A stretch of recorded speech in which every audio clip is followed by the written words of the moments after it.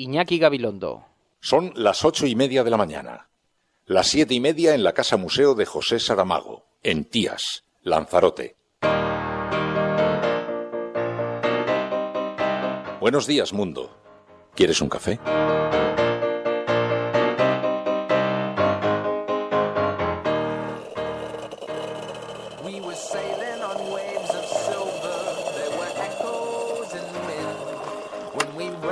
Sails to capture them, the ship was lifted up and then it was sank.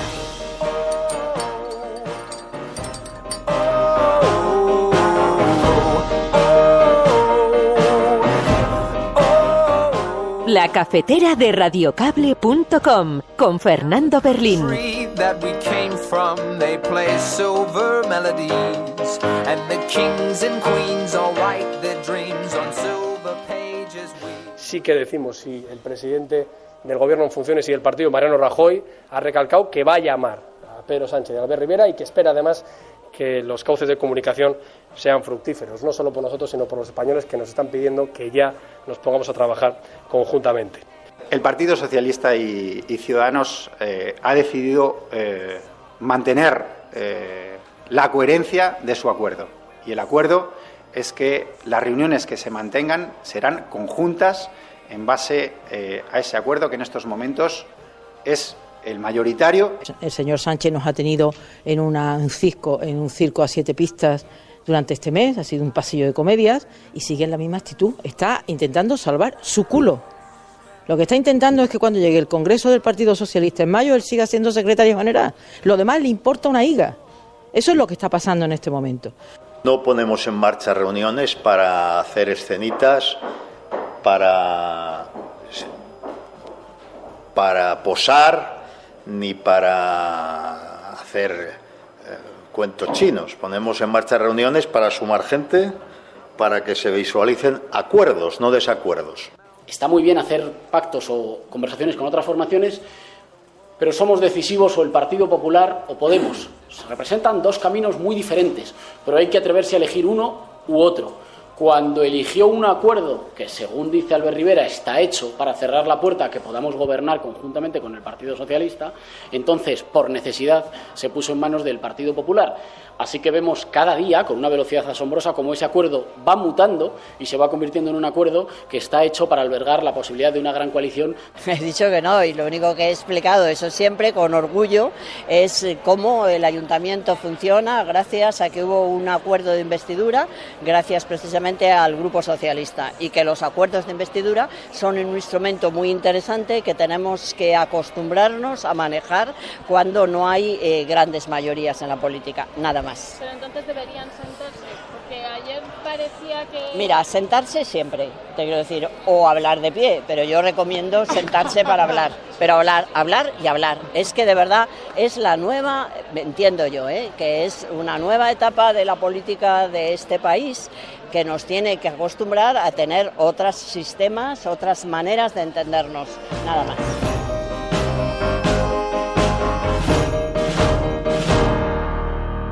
Y tenemos que fabricar máquinas que nos permita seguir fabricando máquinas, porque lo que no va a hacer nunca la máquina es fabricar máquinas, a su vez, ¿no?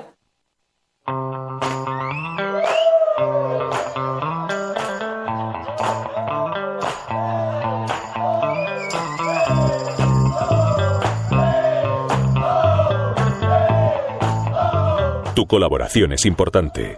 Ayúdanos retuiteando la dirección de este programa. Hagamos que se nos oiga. Hagamos que se nos conozca. Radiocable.com.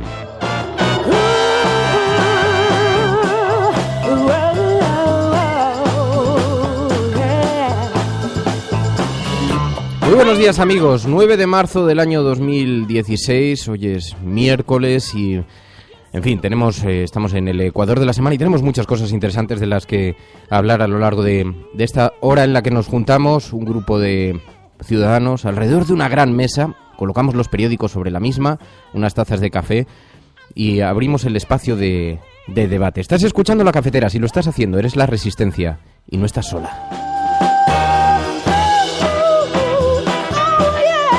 Saludamos en primer lugar a aquellas personas que se incorporan desde muchos puntos del mundo, desde diferentes lugares del globo. Son nuestros expatriados, ciudadanos que tuvieron que dejar atrás su país, sus raíces, sus amigos, su familia. Saludamos a Yasmina. Buenos días, María. Yasmina. María Punto es, que tiene una hermana que está viviendo en el extranjero, también como expatriada, y entonces cada mañana pues le saludamos como convenientemente. Claro que sí. Porque retrata además a muchas personas que han tenido que dejar este país y que dicen que encuentran a través de este programa una suerte de hilo de Ariadna que les conecta con este país y con la actualidad de este país. Así que un saludo muy especial para todos aquellos que estáis viviendo fuera, estudiando, trabajando o sobreviviendo.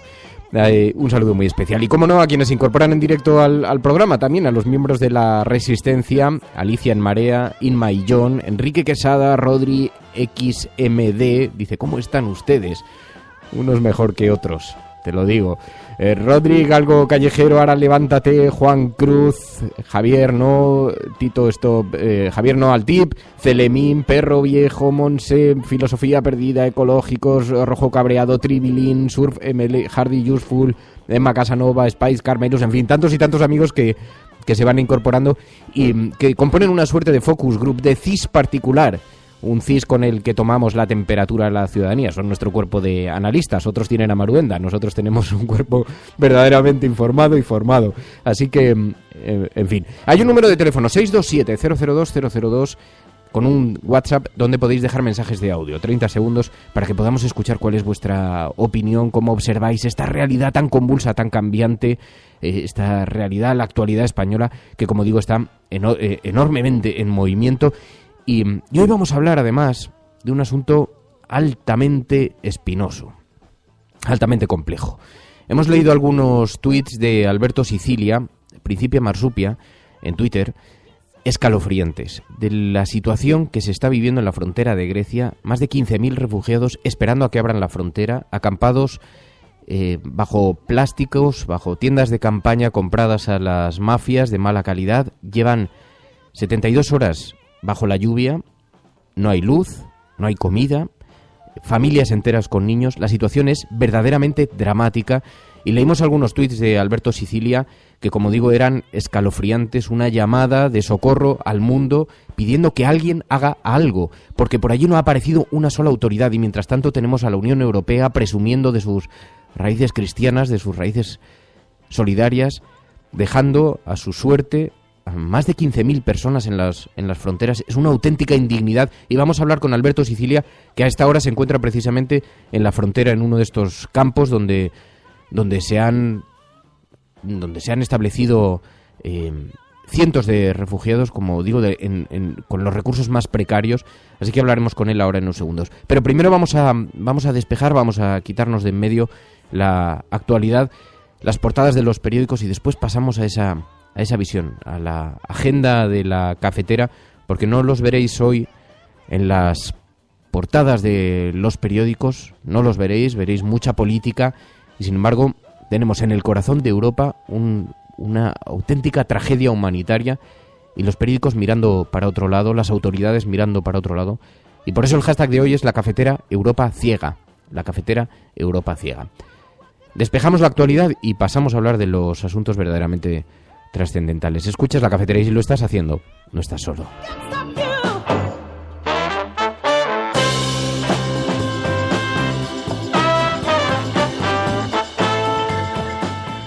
Por eso digo que prefiero que despejemos los asuntos que han estado ocupando los informativos, las televisiones, porque nos encontramos con noticias muy variopintas, pero algunos de ellos están más bien relacionados con los pactos en España, porque España todavía sigue en una situación de indefinición en lo que a su gobierno se refiere, una situación que está siendo aprovechada también por el gobierno de Mariano Rajoy precisamente para mirar hacia otro lado en el asunto de los refugiados, porque mientras no hay gobierno nadie está poniendo el foco en que aquí apenas hemos acogido a 18 personas, de las que nos habíamos comprometido a 18 refugiados, en una auténtica vergüenza de conducta, de comportamiento. Y sin embargo nos encontramos con un gran debate, un profundo debate en las portadas de los periódicos sobre cómo se va a configurar el gobierno. Por cierto, va cobrando fuerza estos encuentros que ha anunciado el Partido Socialista con el Partido Popular. Ayer dijo Pablo Casado que Rajoy va a reunirse con Sánchez, Pero se ha introducido una confusión en todo el ámbito de las reuniones, porque el Partido Popular insiste en que las reuniones se van a producir en solitario, es decir, Mariano Rajoy con Pedro Sánchez, no Mariano Rajoy con Pedro Sánchez y con Ciudadanos, a pesar de que el PSOE ha dicho que iba a ir de la mano con Ciudadanos. Dice el PP que no. No me parecería respetuoso que ya demos por hecho que al llamar a Pedro Sánchez tengan que venir Ciudadanos, porque a lo mejor a los votantes de Ciudadanos no les parece lo más oportuno ir solo de la mano a las reuniones, pero eso será cuestión del interlocutor telefónico. Nosotros sí que decimos, si el presidente del Gobierno en funciones y el partido, Mariano Rajoy, ha recalcado que va a llamar a Pedro Sánchez y a Albert Rivera y que espera además que los cauces de comunicación sean fructíferos, no solo por nosotros, sino por los españoles que nos están pidiendo que ya nos pongamos a trabajar conjuntamente. Así que Pablo Casado dice que las reuniones se van a producir por separado, se producirá una reunión con el Partido Socialista y con Ciudadanos, lo que pasa es que el Partido Socialista insiste en que no. Dejan claro, Antonio Hernando, desde el Partido Socialista, que irán juntos a la reunión. El Partido Socialista y Ciudadanos ha decidido mantener la coherencia de su acuerdo. Y el acuerdo es que las reuniones que se mantengan serán conjuntas en base a ese acuerdo que en estos momentos es el mayoritario.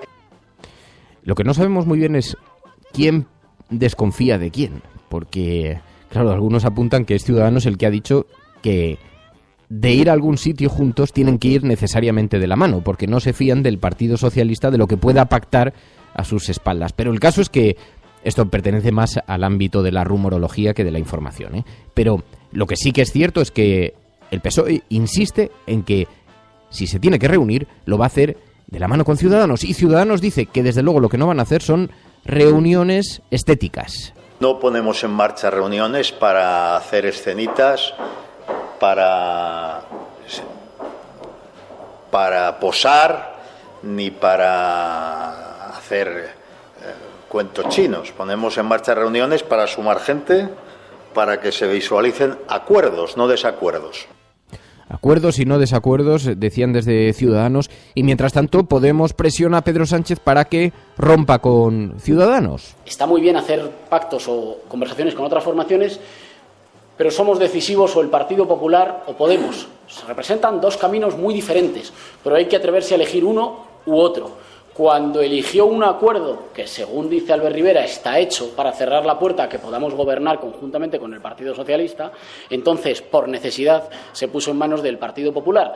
Así que vemos cada día, con una velocidad asombrosa, cómo ese acuerdo va mutando y se va convirtiendo en un acuerdo que está hecho para albergar la posibilidad de una gran coalición de los partidos tradicionales con una inestimable muleta. Nosotros, en todo caso, nos reunimos mañana a la misma hora para mantener abierto el único carril que permite que haya gobierno.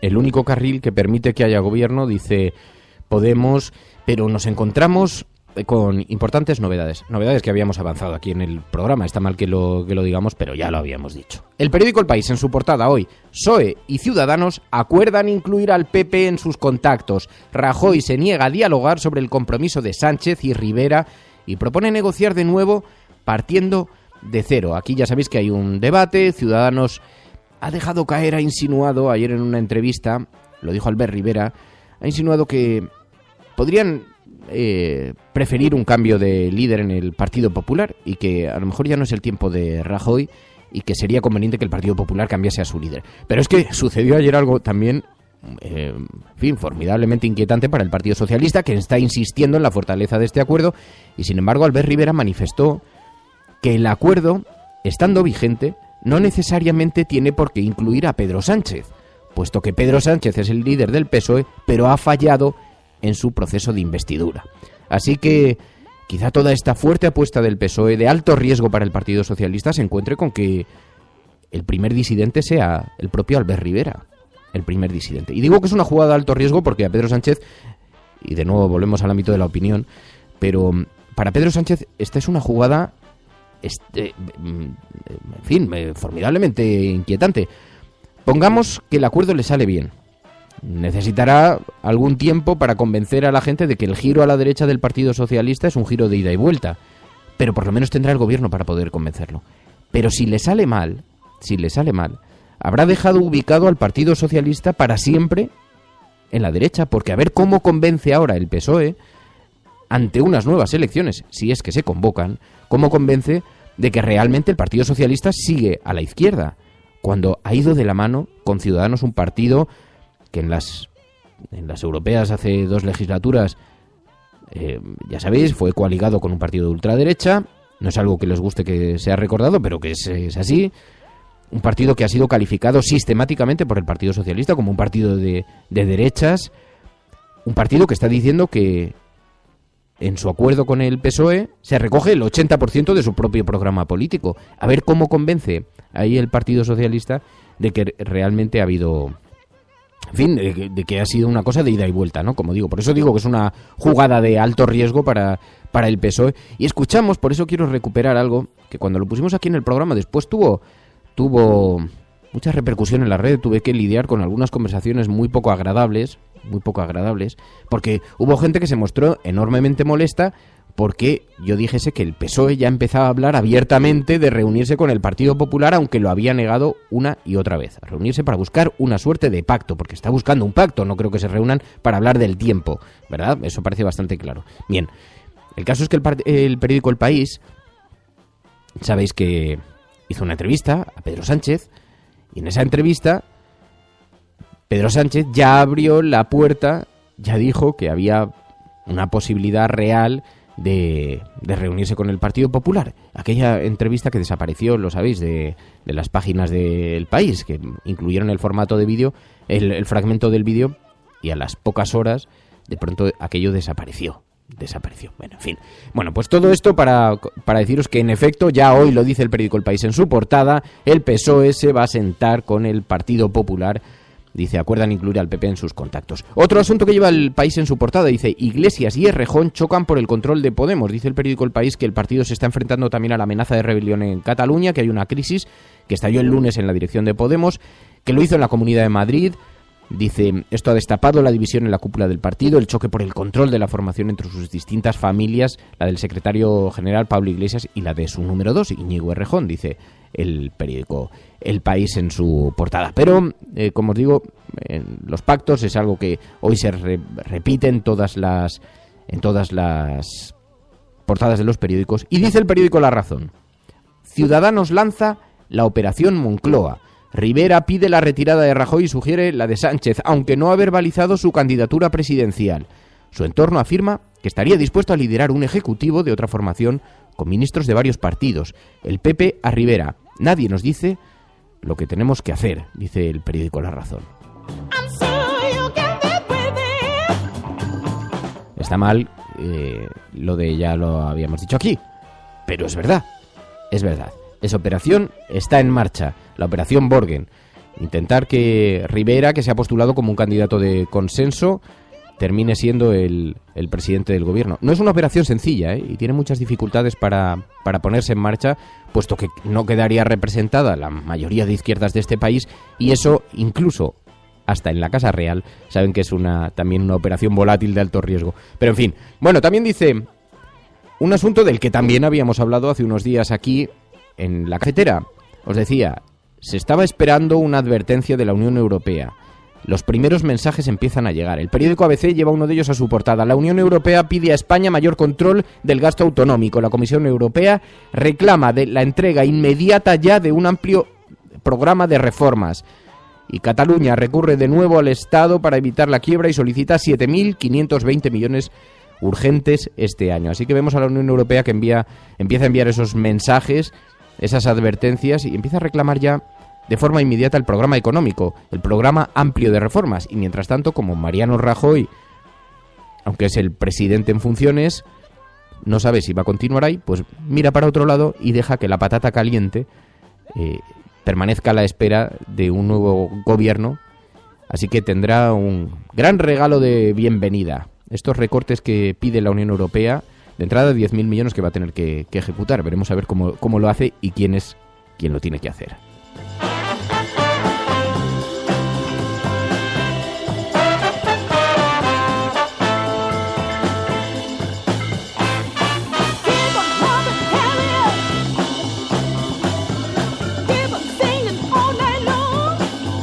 Dice Fernanda en Twitter, dice Fernando, sobre lo de un posible acuerdo en el que Albert Rivera encabece un gobierno. Dice Fernanda, pues así será, y será con el beneplácito del rey. Yo creo que hay muchas posibilidades de que eso termine siendo así, Fernanda. Lo que pasa es que es verdad que hay un inconveniente fundamental, y es que una cosa que consiguió Podemos es institucionalizar el desencanto, el 15M, meterlo en las instituciones.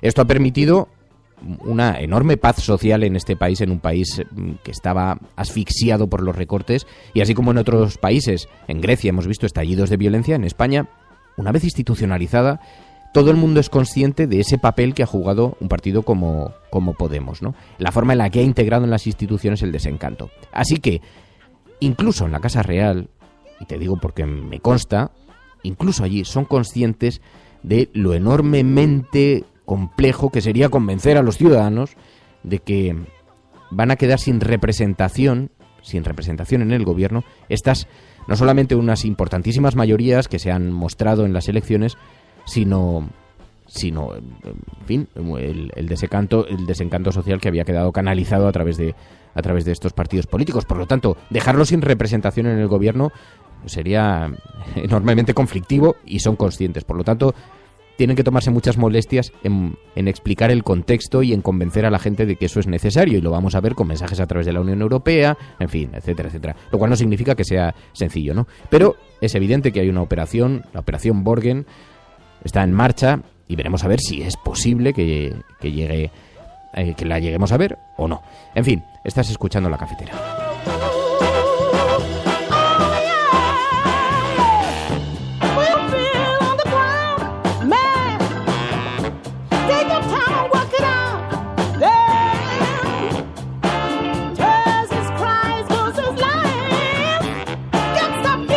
Bueno, sobre las divisiones que se aprecian en Podemos o no, que llevaba el periódico El País en su portada, ayer tuvimos una novedad. Resulta que Manuela Carmena, que sabéis que se había vivido una contradicción en el seno de Podemos, porque primero dijo que era conveniente pensar en que sería bueno alguna suerte de acuerdo entre Podemos y el Partido Socialista y Ciudadanos, facilitar ese acuerdo de gobierno. Lo dijo muy sutilmente, por la tarde lo matizó, lo corrigió, pero ayer volvió a insistir. Manuela Carmena. A ver si puedo poner el audio para que se escuche correctamente y desde el principio. He dicho que no, y lo único que he explicado, eso siempre con orgullo, es cómo el ayuntamiento funciona gracias a que hubo un acuerdo de investidura, gracias precisamente al Grupo Socialista, y que los acuerdos de investidura son un instrumento muy interesante que tenemos que acostumbrarnos a manejar cuando no hay grandes mayorías en la política, nada más. Pero entonces deberían sentarse, porque ayer parecía que... Mira, sentarse siempre, te quiero decir, o hablar de pie, pero yo recomiendo sentarse para hablar, pero hablar y hablar. Es que de verdad es la nueva, entiendo yo, que es una nueva etapa de la política de este país que nos tiene que acostumbrar a tener otros sistemas, otras maneras de entendernos, nada más. Bueno, pues este es el asunto que aprovecha también el periódico El Mundo. Habla de la misma crisis de la que hablaba el periódico El País en su portada. Dice: la crisis en Madrid aflora el pulso entre los partidarios de Rejón y de Iglesias, porque es verdad que en las últimas horas hemos vivido algunas contradicciones entre diferentes familias del partido de Podemos, algunos movimientos, tanto en Madrid como en otros lugares, ¿no? La crisis interna en Madrid ha dejado en evidencia, dice el periódico El Mundo, la lucha de poderes entre estas familias por ocupar las distintas responsabilidades de Podemos, pero en este caso, en medio del conflicto, se encuentra una persona de la máxima confianza de Iglesias, Luis Alegre, líder regional de Madrid, dice el periódico El Mundo en su portada, que sin embargo de titular principal lleva... Dice: Junqueras pide auxilio urgente a Madrid para evitar la quiebra. El asunto de los presupuestos en Cataluña. Guindos intercede ante la agencia Standard & Poor's para que Cataluña no baje más del bono basura. Desvió su Falcon para ver en el Prat al conseller tras informar a Rajoy. Y el PP catalán critica la cita en secreto, dice el periódico El Mundo. Y también no es Siria, es Turquía. El acuerdo para devolver a Turquía a los refugiados que entren en la Unión Europea, dice el periódico El Mundo, se basa en su condición de país seguro. Sin embargo, imágenes como esta y muestran a una mujer asomada a una ventana que la ventana está reventada por las balas, y se muestran que en este país existen zonas en guerra entre tropas turcas y las milicias kurdas, Así que organizaciones mundiales criticaron ayer un pacto que reduce a las personas a números y les niega un trato humano, dice el periódico El Mundo. Y con esto vamos a aprovechar para introducir este asunto al que nos referíamos al principio del programa. Vamos a hablar con Alberto Sicilia, Principia Marsupia en Twitter. Está en la frontera con Grecia, en un campo donde se alojan decenas de miles de personas sin recursos, sin nada. Están allí a la espera de que alguna autoridad decida ayudar. La frontera está cerrada, no pueden avanzar. Familias con niños enteras están tratando de superar noches de lluvia. En fin, la situación es absolutamente dantesca. Por eso decía, fijaos, ninguno de estos asuntos ha sido recogido hoy por las portadas de los periódicos, en las que, sin embargo, nos encontramos los pactos, nos encontramos la política nacional, la mirada pequeña. Y esto es lo que diferencia la agenda setting, la agenda de preocupaciones que marcan los grandes medios de comunicación y la agenda de la cafetera. Cuando nosotros decimos que vamos a bajar los impuestos todavía más que ahora, tenemos credibilidad. Hemos hecho historia. El cielo no se toma por consenso, el cielo se toma por asalto. Bienvenidos a las oportunidades en la confrontación electoral venezolana entre una Hemos hecho historia, hemos hecho presencia. Yo creo en la democracia y por tanto yo creo que el partido... No, era instructora. No, hombre, no. Es que no tienes ni idea. El enemigo es Daesh, el terrorismo yihadista, lo que se... La cafetera de radiocable.com. Buenos días, cafetera. Parece... Hola, Fernando. Referente a lo que has comentado sobre votantes, totalmente de acuerdo con lo que ha dicho María por lo que respecta al referéndum. Mucha gente que se sincera empieza a decir que es la única salida al problema territorial. Que toda esta retórica de guerra acaba otorgando factualmente... Que conozco votantes de Izquierda Unida que estarían dispuestos a votar. Tu colaboración es importante. Ayúdanos retuiteando la dirección de este programa. Hagamos que se nos oiga. Hagamos que se nos conozca. Radiocable.com.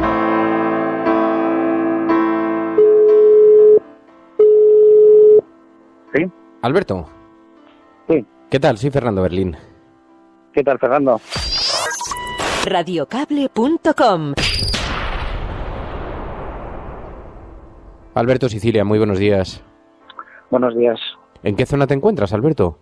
Pues ahora mismo estoy al norte de Grecia, en un pueblo que se llama Idomeni, un pueblo, unos campos al norte de Grecia que están al lado de la frontera con Macedonia. Estamos, Alberto, absolutamente horrorizados, escandalizados por las imágenes que estás enviando, por los mensajes que estás publicando en Twitter, porque en los últimos días ha estado lloviendo en esa zona y decías que la gente está entre el barrio con tiendas de campaña de malísima calidad que compran a la mafia. Las imágenes son dantescas. Pues sí, es terrible. Ahora mismo está lloviendo otra vez esta mañana, está lloviendo muchísimo aquí. Y todas las tiendas de campaña que hemos visitado están caladas por dentro.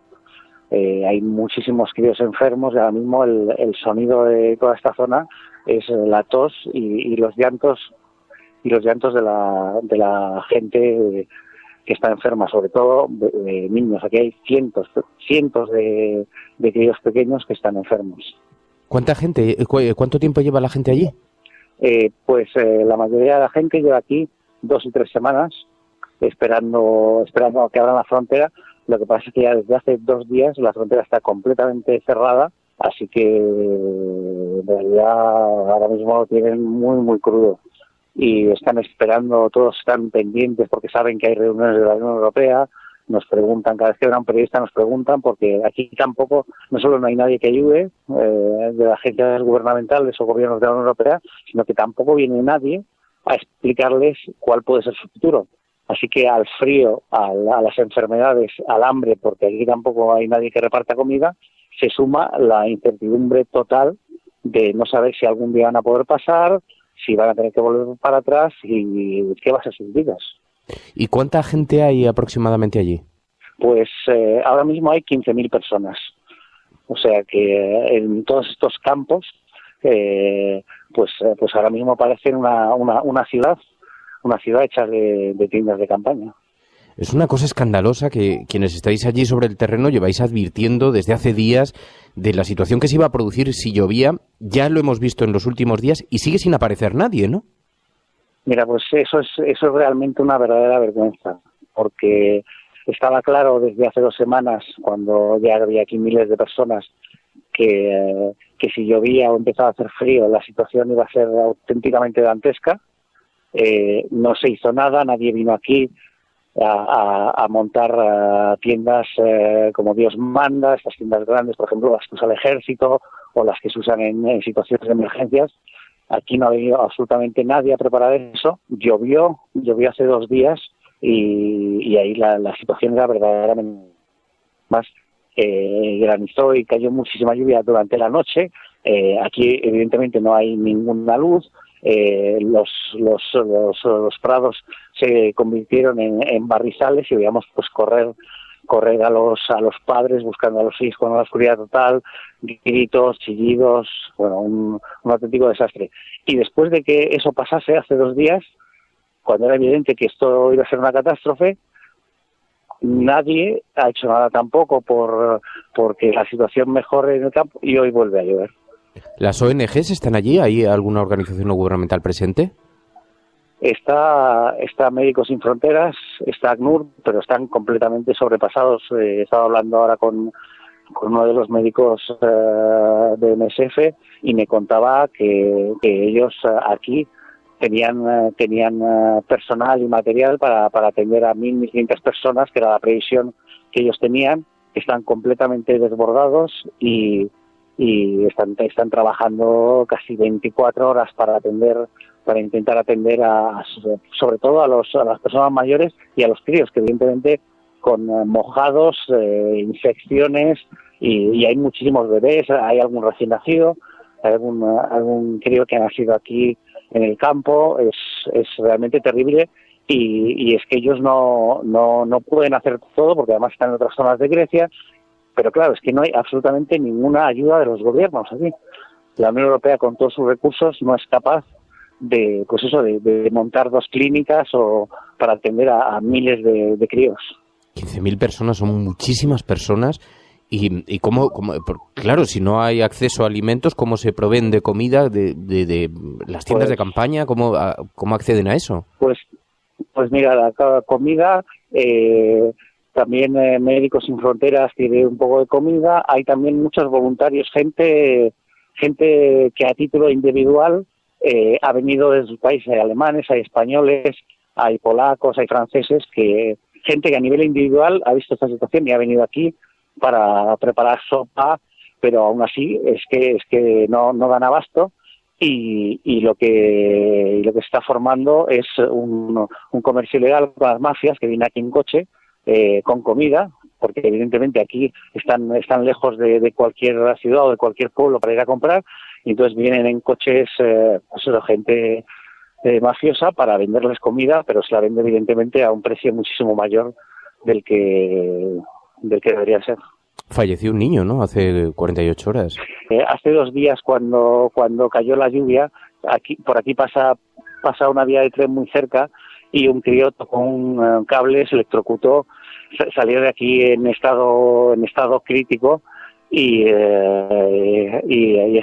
lo llevaron al hospital. Y lo que pasa es que los refugiados, algunos ha dicho que está muerto, pero tampoco te lo puedo ahora mismo confirmar 100%, pero sí, se lo llevaron en estado crítico y además, como esto era la oscuridad total, tardaron mucho tiempo en encontrarle después de que se electrocutara. Estaba tirado en las vías, nadie le vio.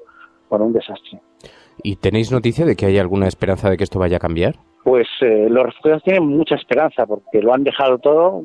La mayoría vendieron su casa, vendieron su coche, vendieron todas sus pertenencias para hacer este viaje, así que digamos que es que ellos tienen claro que solo pueden ir hacia adelante, que no pueden ir hacia atrás en su viaje, así que todos todavía mantienen la esperanza. Lo que pasa es que pues la frontera ya lleva 2 días cerrada y veremos a ver qué pasa con la reunión de la semana que viene en la Unión Europea con Turquía, porque la de esta semana no ha dado ningún resultado. Es dramático porque para estas miles de personas va a ser la gran gira de su vida, lo recordarán durante generaciones, y la imagen que está dando Europa es absolutamente deleznable. Alberto, te agradezco muchísimo, porque además vamos siguiendo lo que está ocurriendo a través de muy pocos canales y tú mismo a través de Twitter estás haciendo que no estemos ciegos ante lo que está ocurriendo allí, que es completamente dramático. Así que te lo agradezco de corazón, Alberto Sicilia. Muchísimas gracias y seguimos en contacto. Un abrazo muy fuerte. Un abrazo, Gerardo. Radiocable.com.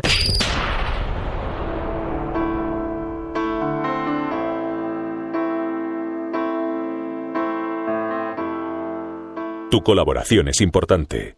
Ayúdanos retuiteando la dirección de este programa. Hagamos que se nos oiga. Hagamos que se nos conozca. Radiocable.com.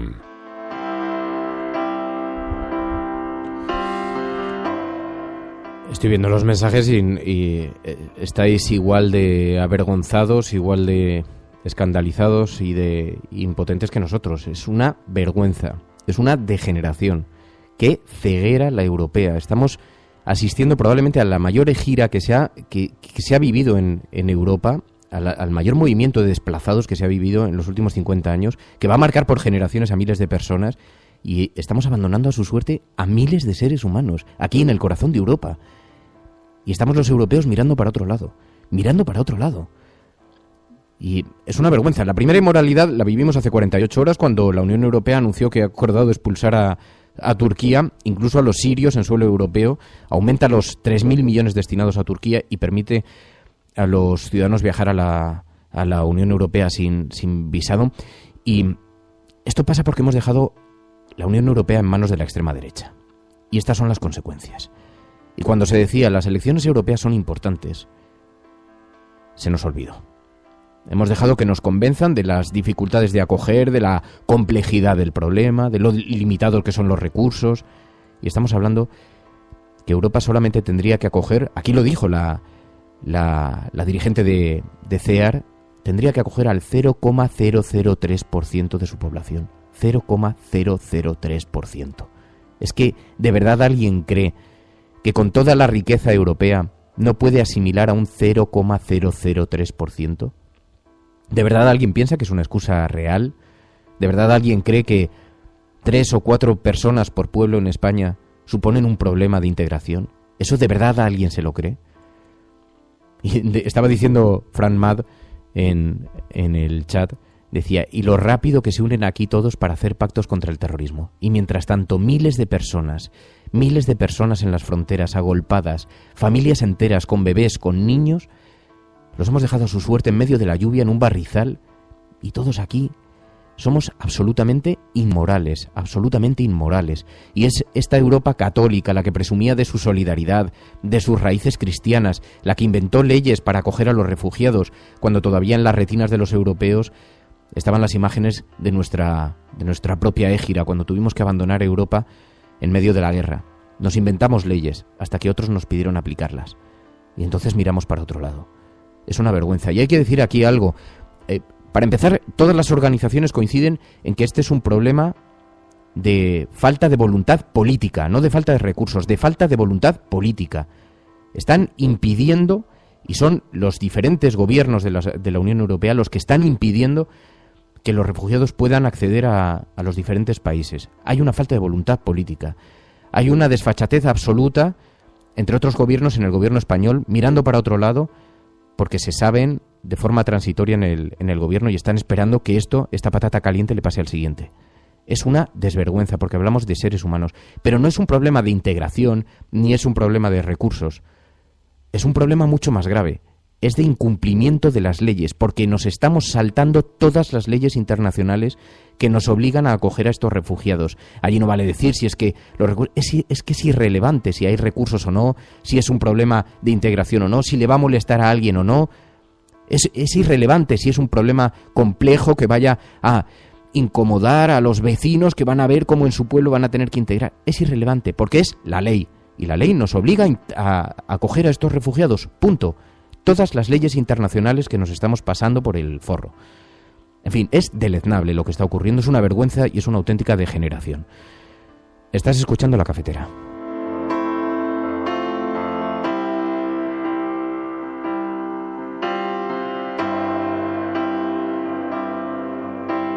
En fin, habíamos dicho que íbamos a colocar el foco sobre este y otros asuntos. Al margen de la agenda de los grandes medios, son numerosas noticias las que enviáis también al programa a través de Internet, a través de Twitter, para que las tratemos aquí. Siempre se repite la de los refugiados. Pero tenéis un hashtag, la cafetera Europa Ciega, a través del cual podéis participar con vuestros mensajes o incluso enviando esas noticias que estaba recogiendo María también, algunas de las cuales nos hacéis llegar aquí. Sí. Ángel Trianero, de hecho, hacía mención a un tema que está muy relacionado con el tema que estamos tratando hoy, que es el de los refugiados, pero hacía especial incidencia en aquellos que se han quedado allí, en aquellos que se han quedado en Siria. Nos decía, ante este drama seguimos cerrando los ojos, y nos enviaba una noticia del diario 20 Minutos que decía que hasta 250.000 menores sirios se ven afectados por los bombardeos de la guerra. O sea, todavía hay gente allí que sigue afectada por los bombardeos, y cuando llegan aquí ya hemos visto cómo les recibimos. Cambiando un poco de tema, José Diego Mills sí que nos envía una noticia de La Marea, en la que el periodista Antonio Maestre cuenta su experiencia en una conferencia sobre el golpe de Estado del 18 de julio, que es una conferencia que señalaba supuestamente a la Segunda República como culpable, ¿no? Y esta fue organizada por el Ministerio de Defensa y fue denunciada también por la Asociación para la Recuperación por la Memoria Histórica. Sí, perdona que te pare, porque es verdad que algunas personas nos habían pedido que hablásemos de esta información. Resulta que es que Defensa organizó ese encuentro, es una conferencia de Stanley Payne en el Centro Superior de Estudios de la Defensa, y básicamente consistía en culpar al Frente Popular de la Guerra Civil Española, y hubo una protesta formal de la Asociación para la Recuperación de la Memoria Histórica, y allí el periodista Antonio Maestre de La Marea intentó acreditarse y se trató de impedir que accediera a la sala. Finalmente reivindicó que él, además de periodista, era un ciudadano. Le obligaron a dejar el teléfono móvil, le obligaron a dejar la grabadora y pudo acceder a la conferencia y escucharla, pero le argumentaron que no podía acceder porque la prensa tenía vetada el acceso a la sala, cosa que, viendo el contenido de la misma, no resulta en absoluto extraño, porque de nuevo nos encontramos con un acto organizado desde las posiciones más radicales de la derecha, y Antonio Maestre lo ha descrito muy bien en un artículo que publica hoy La Marea. Perdón, María. Nada. Luego Javier Neojota sí que también nos enviaba una noticia, pero realmente es una noticia, digamos, más de ámbito local, pero también que creemos que es parte de la agenda ciudadana y que nos afecta a todos, ¿no? Dice, basta de culpabilizar a la bici. Y esta es una noticia que dice que el sábado por la noche murió atropellado un vecino de Madrid que salía o entraba de la estación número 158 de Bicimad, que este es un servicio que hay en Madrid de bicis, ¿no? Y bueno, la noticia explica que el conductor que le atropelló se dio a la fuga y de momento no ha sido detenido. Entonces sí que creía necesario plantear esta noticia porque refleja, ¿no?, uno de los enfrentamientos que hay entre bicis y coches, y luego también pues bueno, que tenemos que intentar proteger un poco todo esto, ¿no? Y luego, para finalizar, quería recurrir a una frase que ha dicho Jiménez 59 y que me sumo a ella, y dice, que paren el mundo, yo me bajo. Y así nos envía una noticia de esto mismo que estamos hablando, de la crisis de refugiados, que titula el diario.es, Europa abandona a los refugiados en Grecia mientras concreta su plan de expulsiones. Y de hecho me sumo contigo, Jiménez, y digo, que paren el mundo, yo me bajo.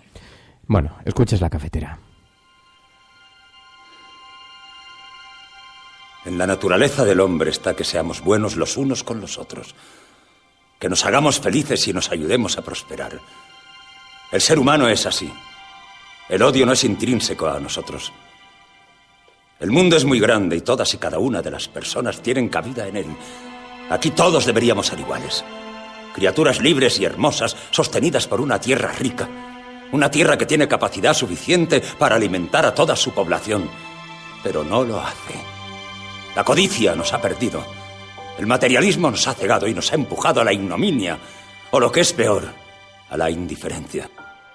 Pusimos la investigación y el desarrollo al servicio de nuestro bienestar. Pero nos equivocamos en la manera de hacerlo. Cuanto más tuvimos, más quisimos, relegando al olvido a la parte más importante de nosotros, nuestra humanidad. Más que riqueza necesitamos sentimientos. Más que progreso, solidaridad y amor. Si nos olvidamos de lo que somos, el futuro estará perdido. Vosotros tenéis el poder para cambiar las cosas. Vosotros tenéis el poder para acabar con un sistema que ahoga, exprime, desespera y mata. A los que me estéis escuchando os lo digo. La felicidad es posible. La vida es posible. No escuchéis esa voz que dice, poco puedo hacer. Porque muchos pocos es mucho.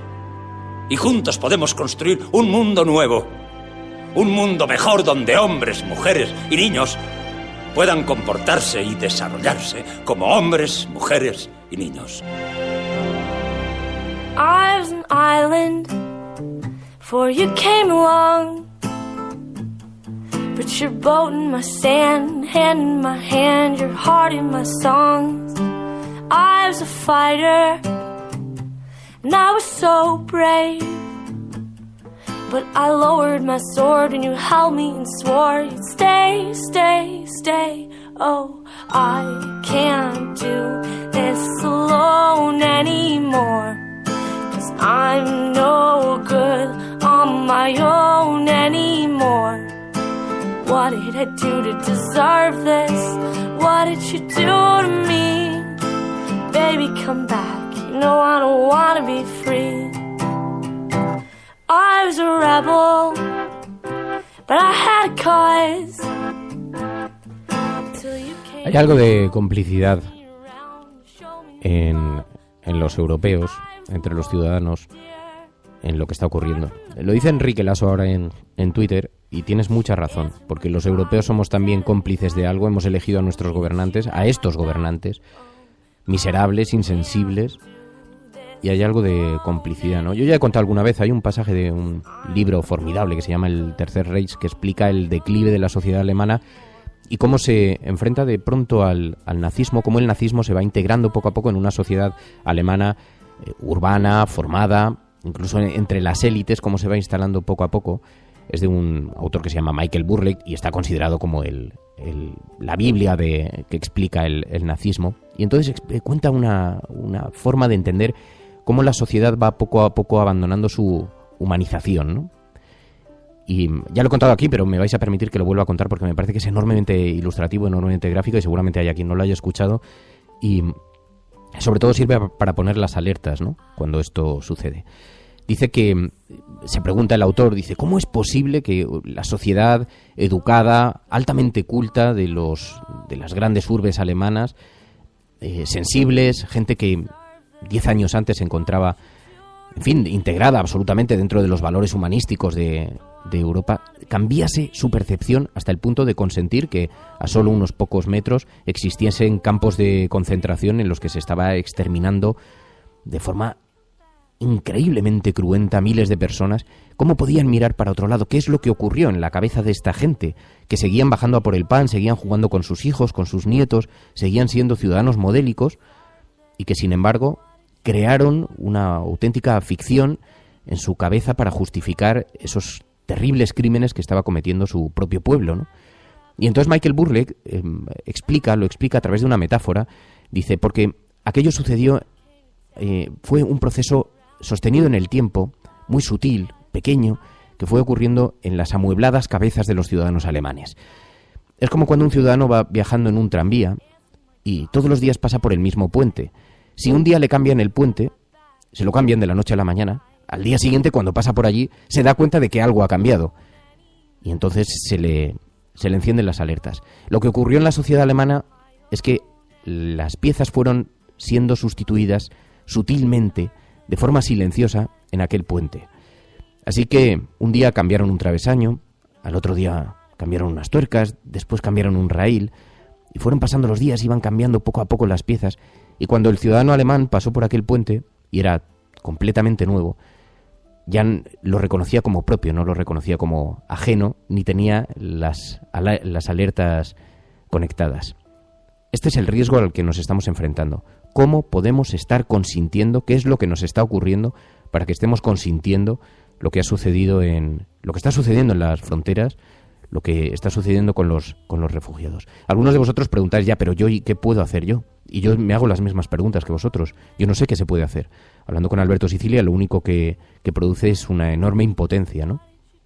Una enorme impotencia. Entiendo que la ayuda se puede canalizar a través de las organizaciones no gubernamentales, que se pueden hacer aportaciones económicas. Entiendo que hay mecanismos y que todo el mundo sabrá encontrar su propio mecanismo para ayudar en la medida en que pueda. Y os pido sinceramente que lo hagáis. No hace falta que lo pida. Creo que entre los oyentes de este programa la gente está formidablemente concienciada. Pero es verdad, dice, ahora levántate, dice, hay demasiado dolor, hay demasiada impotencia. Y son auténticos campos de concentración de la riqueza y la prosperidad europea. Y es como para que se atragante el desayuno.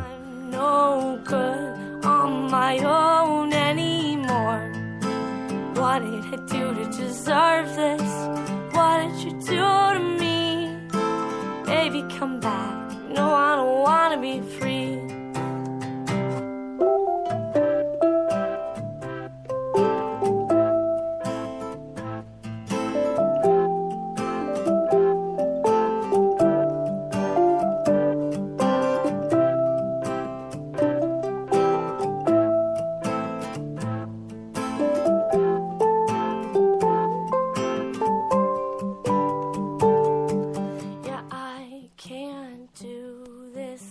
Yo lo que creo es que el poder, los poderosos, siempre van a mirar a los más necesitados por encima del hombro.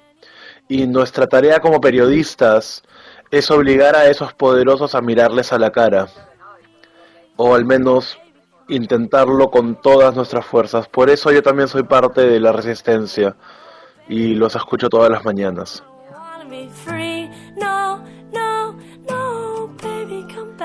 Es mucho peor que esto, me temo, Fernando, que lo que estás contando de Alemania, porque a nosotros no nos están cambiando el puente poco a poco. Está total y meridianamente claro que nos están cambiando el puente directamente. Otra cosa es que no nos queramos enterar.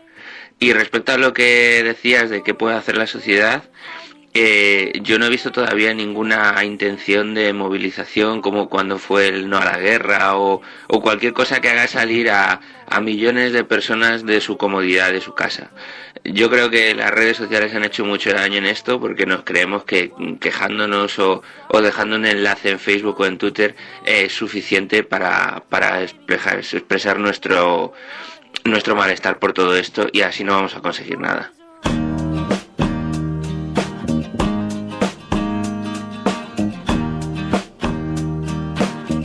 ¿El que me decías, María?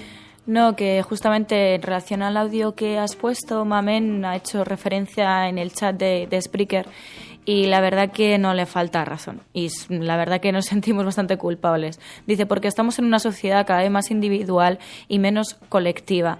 El dolor debe generar lucha y no silencio.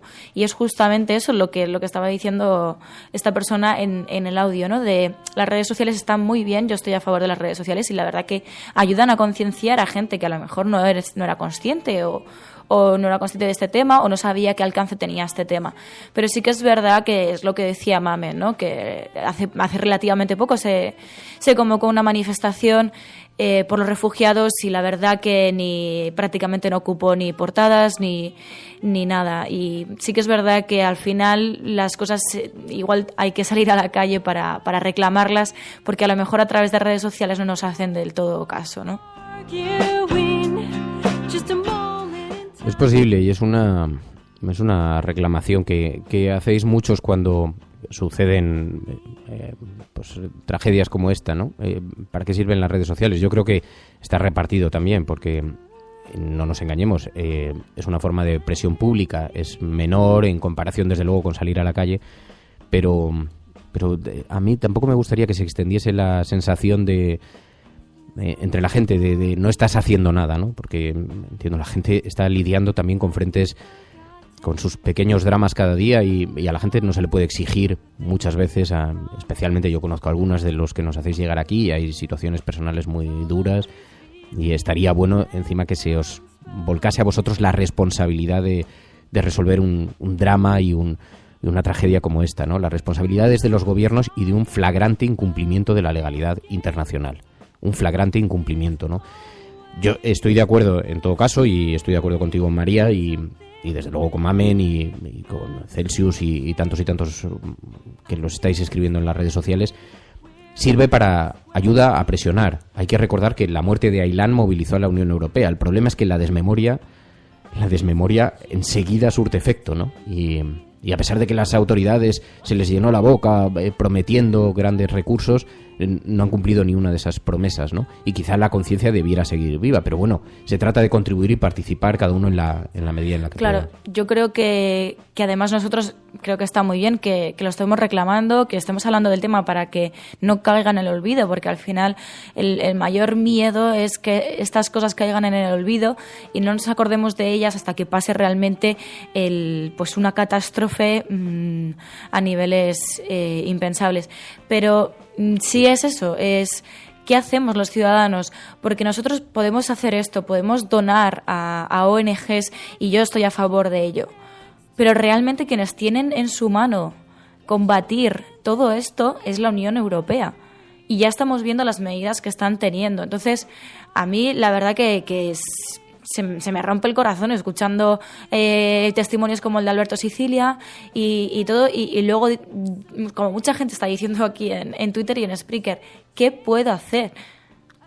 Y hay algo además no solamente por la impotencia que produce escucharlo, a mí ver los testimonios que enviaba Alberto Sicilia a Twitter y el silencio de los grandes medios de comunicación, salvo La Sexta, que además le tiene de corresponsal a Alberto, y que ha conectado en directo con él en estos días y que estaba alertando de lo que estaba ocurriendo allí en plenas lluvias, pero la ceguera cuando estamos viendo esa llamada de auxilio, esa petición de la impotencia de alguien que está allí, que está escuchando los sonidos, la descripción que hacía, que me parece absolutamente brutal. Pero en fin, el caso es que nosotros vamos a seguir poniendo el foco. Yo creo que es muy importante que esté el foco colocado ahí, no es un asunto menor, ayuda algo, no sé en qué medida, probablemente muy poco. No es lo que debiéramos hacer, seguramente, pero por lo menos que el foco no se aleje de esta tragedia que se está viviendo en el corazón de Europa. Fernando, yo creo que ahora ya, con el tema de los refugiados, ya no se trata de los gobiernos, se trata de las personas. Todos, absolutamente todos, somos responsables de lo que está pasando. Entonces, no podemos decir, ya son los gobiernos. No, yo he aportado ya dinero para esta gente. Que aporte todo el mundo, el que pueda, ojo, solo el que pueda, que se puede. Gracias. Sí, y hay algo además que a mí cuando suceden cosas de estas también me hace gracia, porque lo de la responsabilidad compartida es la máscara que se colocan los gobiernos para no cumplir con su responsabilidad. Porque es muy fácil después decir, no, pero ¿y los ciudadanos? No, un momento. Las administraciones tienen su responsabilidad y tienen que cumplir con sus compromisos. El primero, el del cumplimiento de la ley. Es decir, aquí hay un flagrante incumplimiento legislativo que además, yo espero que las grandes organizaciones, Amnistía Internacional y demás, emprendan acciones legales, porque los gobiernos están incumpliendo la ley. ¿La podrán cambiar ahora o no podrán cambiarla? No la van a poder cambiar con efectos retroactivos. Aquí hay gobiernos que están flagrantemente incumpliendo las leyes y tienen su responsabilidad. Pero los gobiernos también tienen presupuestos para estas cosas y también tienen una responsabilidad. Lo digo porque luego es muy fácil acabar culpando, como cuando ocurren tragedias en otros países que dicen, bueno, pero ya canalizadlo a través de las organizaciones no gubernamentales. No, el aparato del Estado difícilmente lo puede suplir una organización no gubernamental. Así que no deben parapetarse detrás de las ONGs, ni muchísimo menos los gobiernos. Y, por supuesto, estaría bueno detrás de los ciudadanos parapetarse para decir, no, pero que los ciudadanos ayuden y aporten. No, perdone usted, son los gobiernos los que tienen que ejercer su trabajo. Perdón, María. Sí, no, era simplemente apoyando este argumento, que yo creo que en nuestros círculos también lo comentamos mucho, que es cómo las ONGs están soportando todo esto para que no haya realmente una catástrofe. ¿Qué pasaría si las ONGs no estuviesen? O sea, creo que la Unión Europea parece estar en ese sentido un poco más tranquila porque sabe que las ONGs están haciendo todo lo posible y están trabajando muchísimo para que no pase nada. Pues estando totalmente desbordadas y están desbordadas. Y sin conseguir recursos, en fin. Bueno, la cafetera. A ver ahora. Lo que está claro, Fernando, es que estamos en un cambio de época. Que ya no estamos en la época contemporánea que se inició con la Revolución Francesa. Ahora vamos a una época que algunos llaman postcontemporánea, transmoderna, y lo que está claro es que vamos hacia otra época totalmente diferente a la anterior, y lo que está pasando es que nos estamos convirtiendo en personas inhumanas, personas que al ver una persona mal o al ver barbaridades como las que estamos viendo, hay pasividad, y lo que necesitamos es una generación del 98 a nivel más internacional que nos abra un poco los ojos, porque la verdad es que esto es una impotencia, por lo menos que surge en mí, y aunque aportes mucho dinero no creo que puedas conseguir mucho. En fin, esto es cosa de los gobiernos y espero que cambie. Bueno, del dolor nace siempre la esperanza, así que muchísimas gracias a todos por vuestra participación, muchísimas gracias por vuestra compañía, muchas gracias, Mary. Muchas gracias a todos. Mañana nos volvemos a escuchar. Estás escuchando La Cafetera, y si lo estás haciendo, eres la Resistencia y no estás solo.